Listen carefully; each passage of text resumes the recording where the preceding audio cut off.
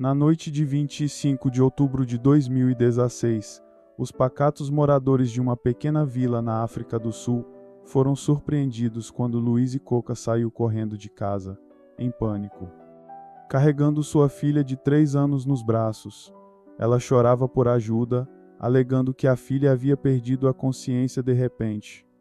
Naquele momento, ninguém poderia imaginar que esse incidente daria início a uma investigação que revelaria verdades chocantes sobre a vida oculta de uma família por trás de portas fechadas. Louise havia solicitado o divórcio de Cristo Vanar em 2014, apenas um ano após o nascimento de sua filha. Sua decisão foi motivada por ameaças crescentes e acessos de agressividade de seu marido. Antes um mecânico de automóveis calmo e atencioso, Cristo havia se transformado em alguém propenso a comportamentos perigosos, chegando até a ameaçar sua vida. Esse comportamento forçou Louise a buscar uma ordem de restrição por meio do sistema judicial. Antes de sua vida com Cristo entrar em colapso, Louise acreditava ter encontrado o parceiro ideal. Ela conheceu Cristo após um divórcio tumultuado de seu primeiro marido, Fred. Esse casamento também não trouxe felicidade. Quando Cristo entrou em sua vida, ele parecia ser tudo o que Fred não era: trabalhador, estável e confiável. O romance rápido logo levou ao casamento, e eles tiveram seu primeiro filho, Johan. 2 anos depois, nasceu a filha do casal, Pop. No entanto, a vida de Louise já era marcada por dificuldades muito antes desses eventos. Em 1984, aos 10 anos, ela sofreu a perda devastadora de seu pai, com quem tinha um vínculo muito próximo. Sua morte foi um golpe esmagador. Pouco depois, a mãe de Louise se casou novamente, mas o novo marido trouxe tumulto para a família, introduzindo hostilidade e maus tratos no lar.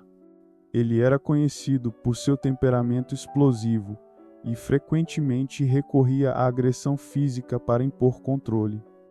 Os anos que Louise passou sob o teto dele deixaram marcas profundas, cultivando um senso de inadequação e dúvida em si mesma. Quando finalmente saiu de casa, Louise estava determinada a encontrar liberdade a qualquer custo. Seu primeiro casamento foi uma decisão precipitada que trouxe mais dor do que paz. Ao deixar Fred, ela esperava que Cristo fosse um novo começo. Contudo, essa nova união se mostrou igualmente prejudicial. O que tornou a transformação de Cristo especialmente dolorosa foi que parecia coincidir com o nascimento dos filhos do casal. Pop, nascida em 2013, rapidamente se tornou o centro das atenções de quem conhecia a família. Seus cabelos loiros e olhos azuis chamavam a admiração de todos. No entanto, o que poderia ter sido uma vida familiar perfeita logo se transformou em algo muito mais sombrio. Quando Louise pediu o divórcio, ela havia entendido que não poderia permitir que os horrores de sua própria infância se repetissem. Tendo crescido em um ambiente hostil e humilhante, ela estava determinada a proteger seus filhos de um destino semelhante. Em 2015, Cobus Camori se mudou para Orânia em busca de um novo começo após uma série de casamentos fracassados. A comunidade acolhedora lhe ofereceu um emprego em um supermercado local, onde Louise já trabalhava. Foi lá que os caminhos dos dois se cruzaram. À primeira vista, Cobus parecia um homem comum, mas seu passado, marcado por divórcios e frequentes conflitos, levantava preocupações. Suas ex-esposas o descreveram como alguém com tendências agressivas, e seu relacionamento com os filhos se limitava a pagamentos financeiros ordenados pela justiça. Nesse momento, Louise já estava estabelecida em Orânia, embora ainda estivesse se ajustando à nova rotina. Ela estava ocupada organizando sua casa e cuidando de seus 2 filhos, Johan e Pop, além de sua enteada de 14 anos, Marissa. Marissa, que se mudou para a casa de Louise após uma longa batalha legal, assumiu muitas responsabilidades domésticas, atuando como uma segunda mãe para as crianças. Apesar dos desafios, a família gradualmente encontrou certa estabilidade. Ordens judiciais restringiam as interações de Cristo com a família. Ele tinha permissão para visitas supervisionadas com Johan e Pop 3 vezes por mês, sempre na presença de um assistente social. Além disso, podia fazer ligações semanais para os filhos, a maioria delas gravadas. Para quem observava de fora, ele parecia um pai dedicado, mas Louise afirmava que isso era apenas fachada. Ela o via como uma ameaça à família e temia a repetição de incidentes passados. A comunidade de Orânia havia recebido Louise de braços abertos. Membros da Igreja Reformada Holandesa a ajudaram a conseguir moradia e emprego. Louise esperava que essa pequena e unida comunidade, com pouco mais de 1000 habitantes, fosse o lugar ideal para reconstruir sua vida e deixar para trás anos de sofrimento e turbulência. Conhecida por sua baixa taxa de criminalidade, a população de Orânia, composta em grande parte por descendentes de colonos holandeses, alemães e franceses, trabalhava para criar um ambiente seguro e solidário. Entretanto, o novo senso de paz de Louise começou a se desfazer após a entrada de Cobus em sua vida. Apesar de seu histórico problemático, ele rapidamente se integrou ao círculo social dela e se tornou um visitante frequente em sua casa. Superficialmente, seu comportamento parecia inofensivo, mas boatos sobre seu passado começaram a circular, levantando dúvidas sobre a segurança de sua presença. Os problemas se intensificaram quando Johan começou a apresentar comportamentos incomuns na creche. Os professores notaram que o menino evitava interações, muitas vezes se escondendo e demonstrando relutância em voltar para casa ao final do dia.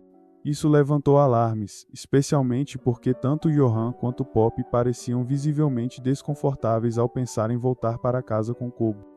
O comportamento frio e irritadiço de Cobus em relação às crianças deixava uma impressão negativa na equipe da creche, que começou a suspeitar que algo muito errado estava acontecendo no lar de Louise e Cobus.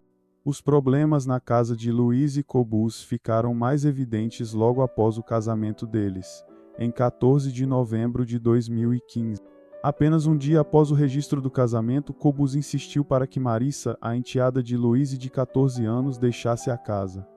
Ela foi enviada abruptamente de ônibus para viver com seu pai. Essa decisão foi um choque para Johan e Pop, que eram profundamente ligados à irmã mais velha. Marissa era uma figura materna para eles, sempre presente, cuidando e dando atenção. Sua partida foi traumática, especialmente porque ela foi substituída por alguém que não mostrava interesse em criar laços com as crianças. Depois que Marissa foi embora, Johan e Pop tornaram-se mais retraídos, mal-humorados e começaram a adoecer com frequência. Essas mudanças coincidiram com o início de sua frequência na creche, já que Louise e Cobus precisavam trabalhar e não podiam cuidar das crianças em casa. Os funcionários da creche começaram a notar comportamentos preocupantes em Johan. Ele frequentemente parecia lento, quase como se estivesse sob o efeito de sedativo. Quando questionados sobre o estado do menino, os pais davam respostas vagas ou faziam brincadeiras, tentando minimizar as preocupações. Pop, por outro lado, começou a chorar com mais frequência, e Johan passou a se esconder em lugares isolados, especialmente quando Cobus vinha buscar. A equipe da creche observou que os irmãos pareciam assustados com a ideia de voltar para casa, mas devido a restrições eles não conseguiam intervir diretamente. A situação começou a piorar ainda mais quando Pop parou de frequentar a creche. Isso ocorreu logo após os funcionários começarem a questionar os hematomas frequentes que apareciam no corpo dela. Apesar de suas dificuldades de fala, a menina tentava explicar o que estava acontecendo em casa, mas suas descrições eram confusas e difíceis de entender. Os funcionários perceberam que os hematomas geralmente apareciam em locais incomuns, como orelhas e parte interna dos braços, o que não era típico de acidentes comuns. Louise e Cobus justificavam os ferimentos afirmando que Pop era desajeitada e frequentemente caía ou era empurrada pelo irmão. No entanto, essas explicações não convenciam os cuidadores. Enquanto isso, Johan continuava frequentando a creche, mas seu comportamento levantava ainda mais suspeitas. Ele se recusava a tirar as roupas quentes, mesmo em dias de calor intenso. Quando os cuidadores tentaram persuadi-lo a trocar por roupas mais leves, ele resistiu firmemente e disse repetidamente que seus pais ficariam bravos se ele tirasse as roupas. Quando os funcionários decidiram verificar por baixo das roupas, encontraram hematomas no corpo de Johan. Após esse incidente, Louise e Cobus também retiraram Johan da creche, alegando que ele estava sendo difícil de controlar e que não conseguia lidar com outros colegas. Esse afastamento ocorreu logo depois que os funcionários começaram a fazer perguntas mais incisivas sobre os comportamentos incomuns de Johan e o estado de Pop. Com o passar do tempo, o comportamento de Pop em casa também chamou a atenção dos vizinhos. Ela frequentemente acordava chorando durante a noite, tentando abafar os soluços para não chamar atenção, mas os vizinhos conseguiam ouvir seu choro pelas paredes. Uma vizinha lembrou que isso acontecia quase todas as noites. Quando os pais intervinham, era apenas para gritar com ela e exigir que parasse de chorar. Um incidente particularmente marcante aconteceu quando Pop foi vista com a perna engessada. A vizinha relatou que a menina foi trazida para casa na carroceria de uma caminhonete, sem qualquer assistência para sair do veículo. Pop, sozinha, teve que descer da caminhonete com dificuldade, carregando uma mochila pesada, enquanto Cobus impacientemente mandava que ela se apressasse. Essa cena de indiferença chocou a vizinha, que começou a suspeitar que algo muito grave estava acontecendo dentro daquela casa. O incidente com a perna engessada aconteceu logo após a vizinha ter ouvido gritos vindos da casa. Cobus estava gritando com Pop, e logo os gritos foram substituídos por um choro de dor. No dia seguinte, a menina apareceu com a perna imobilizada, confirmando que algo grave havia acontecido. A situação dentro da casa de Louise e Cobus continuava a se deteriorar, enquanto os vizinhos observavam, cada vez mais preocupados, o comportamento da família. Argumentos constantes e gritos eram ouvidos frequentemente e as tensões aumentavam com o passar do tempo. As crianças pareciam cada vez mais retraídas, especialmente após serem retiradas da creche. Em agosto de 2016, após diversos relatos de vizinhos e funcionários da creche, o Serviço de Proteção à Criança realizou uma reunião com Louise e Cobus. Eles foram obrigados a comparecer a sessões regulares com o psicólogo familiar e levar Johan e Pop para consultas semanais com o pediatra. Essas medidas foram uma tentativa de intervir na dinâmica familiar e garantir o bem-estar das crianças. No entanto, os esforços das autoridades foram insuficientes. Pouco tempo depois, um vizinho presenciou um incidente particularmente perturbador. Ele viu Cobus forçar Johan e Pop a ficarem do lado de fora em um dia extremamente frio, enquanto os obrigava a se despir e os molhava com uma mangueira de água gelada. Ele ainda os obrigou a repetir algum tipo de pedido de desculpas. O vizinho ficou horrorizado e relatou o incidente ao Serviço de Proteção à Criança. Contudo, as ações demoraram, e o caso não foi imediatamente levado à polícia. A localização isolada da comunidade e a falta de recursos dificultavam ainda mais a fiscalização e a resposta. Em setembro de 2016, a família desapareceu repentinamente. O vizinho que havia denunciado a situação percebeu que a casa estava vazia. Nem Louise nem Cobus avisaram os vizinhos ou a creche sobre qualquer mudança de planos. A ausência foi vista como uma tentativa de escapar das investigações. Na verdade, a família havia se mudado para a fazenda Mamali, onde vivia a mãe de Louise. Apesar de Louise e sua mãe terem uma relação distante, agora elas estavam sob o mesmo teto. Quando a avó viu Johan e Pop, ficou chocada com o estado deles. Seus corpos estavam cobertos de hematomas, alguns recentes. Ao questionar Johan sobre o que havia acontecido, ele admitiu que Cobus era o responsável pelos ferimentos.